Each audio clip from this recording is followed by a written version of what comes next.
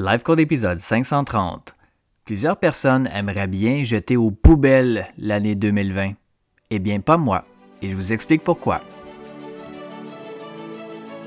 Bienvenue à Live Code, le podcast par excellence pour les gens qui refusent le statu quo et qui aspirent à une vie extraordinaire à tous les niveaux.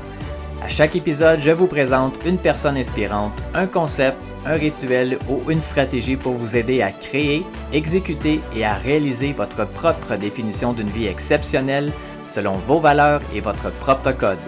Mon nom est Dr. Charles Leroux et ça commence maintenant.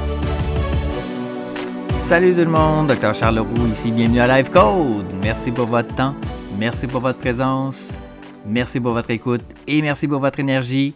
Et comme toujours, je vous invite à vous abonner dès maintenant au podcast afin de ne manquer aucun autre épisode, que ce soit sur Apple Podcast, Google Podcast, Stitcher, Podbean ou encore sur Spotify.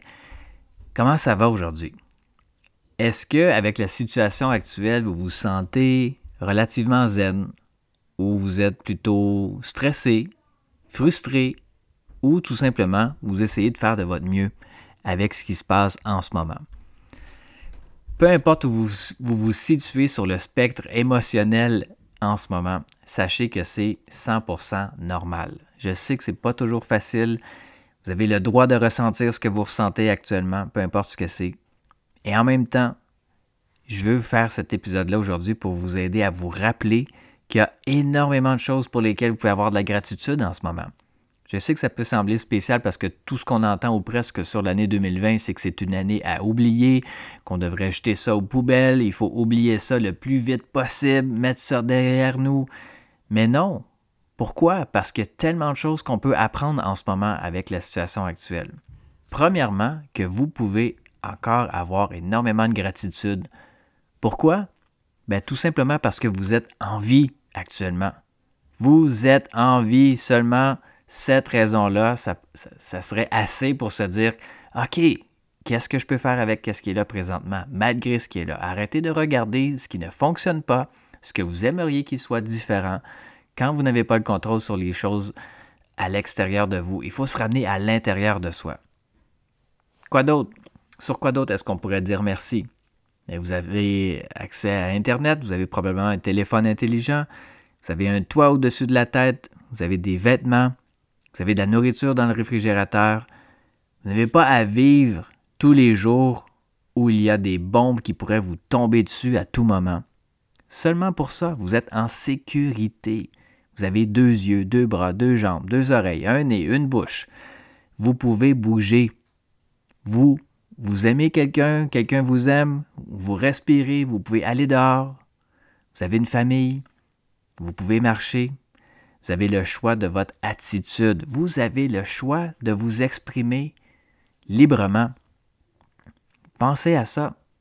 En ce moment, il y a différentes catégories de personnes.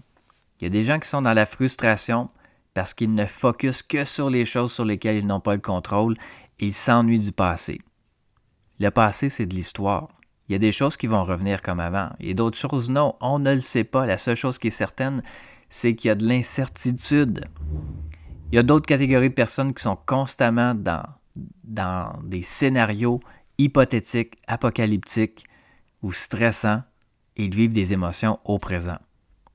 Il y a d'autres catégories de personnes qui sont dans l'attente d'avoir une permission ou d'avoir l'autorisation enfin de se remettre à vivre comme avant. Et il y a aussi d'autres personnes qui, elles, décident de se lever malgré tout et de faire de leur mieux pour être concentrés sur le moment présent, de rester concentrés sur les choses sur lesquelles ils ont le contrôle et de jouer leurs cartes du mieux qu'elles peuvent.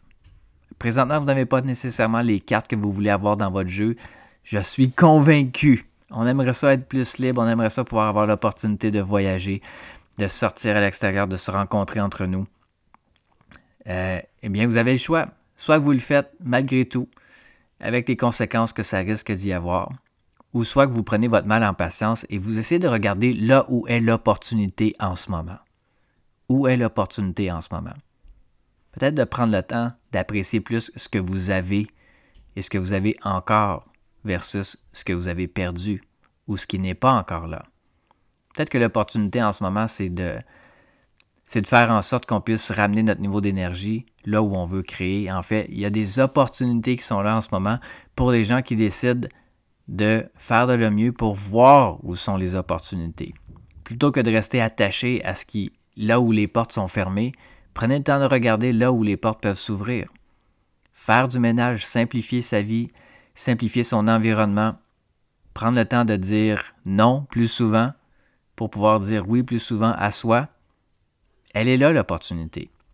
Ici, en ce moment, tout ce que vous pouvez faire, c'est d'apprendre peut-être à avoir plus de gratitude pour les choses qui vont bien encore en ce moment. Ça serait déjà une immense victoire.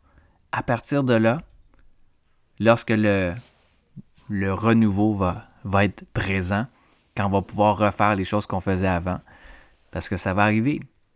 Mais dans quel état d'énergie vous allez être? Vous ne voulez pas arriver au début du nouveau chapitre dans une frustration que vous avez traînée en vous pendant plusieurs semaines ou plusieurs mois. Vous ne voulez pas arriver complètement épuisé non plus, ni complètement découragé. Il va falloir transformer cet état d'énergie-là. Et est-ce que vous allez créer des choses positives? Est-ce qu'on arrive à créer des choses positives dans la frustration, le stress, l'épuisement? Non. Donc, prenez le temps de vous reposer si c'est nécessaire, mais ramenez le focus à la bonne place. Arrêtez d'attendre. Commencez dès maintenant à prendre des actions, même la plus petite action possible. Les petites actions au quotidien, faites de façon constante et délibérée, dans le bon sens, amènent finalement à créer des choses fantastiques. Ne sous-estimez pas le pouvoir de la gratitude. Ne sous-estimez pas le pouvoir de garder le focus sur les choses sur lesquelles vous avez le contrôle, même si c'est seulement une chose. Ce serait votre respiration? Focussez là-dessus aujourd'hui. Et demain, essayez de vous concentrer sur une autre chose sur laquelle vous avez le contrôle. Donc, c'était mes pensées pour aujourd'hui. J'espère que vous avez apprécié, j'espère que vous avez été inspiré à savourer plus les choses qui sont positives en ce moment. De dire plus souvent aux gens qui sont autour de vous que vous les aimez, que vous les appréciez, de vous sortir un peu de votre propre chemin en étant dans les complaintes de vos problèmes.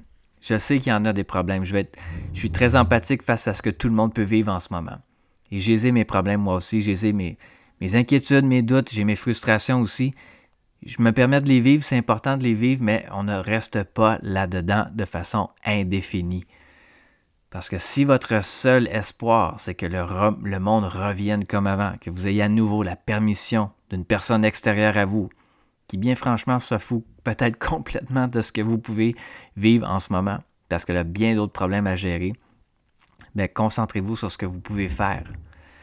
Concentrez-vous sur les opportunités qui peuvent être là en ce moment. Si vous la voyez, cette opportunité-là, venez me la partager, soit sur Facebook, sur Instagram, @Dr Charles Leroux. Vous pouvez toujours communiquer avec moi, soit en privé ou sous mes publications, dans mes stories aussi. Ça me fait toujours un grand plaisir d'échanger avec vous. Sur ce, mes amis, passez une excellente journée et nous, on se reparle très bientôt. C'est tout pour l'épisode d'aujourd'hui. Merci énormément pour votre écoute. Pour en savoir un peu plus sur ma philosophie, mon Life Code 24/7, je vous invite à consulter le site internet charlesleroux.ca. Et je vous invite également à partager le podcast Life Code avec vos amis sur vos réseaux sociaux. Vous pouvez me suivre également sur Facebook et Instagram @Dr Charles Leroux. Et laissez-moi savoir ce que vous en pensez en commentaire, ça me fait toujours un grand plaisir de vous lire. Et finalement, assurez-vous de vous abonner au podcast Life Code pour ne manquer aucun autre épisode sur iTunes. Et vous me rendriez un immense service si vous vouliez m'aider dans ma mission de rejoindre le plus grand nombre de personnes possible, soit en mettant une review ou en laissant un avis sur iTunes et partager le podcast pour que le plus grand nombre de personnes possible puissent exécuter leur code de vie, créer un impact massif et changer le monde pour le mieux. Merci à tous et à très bientôt.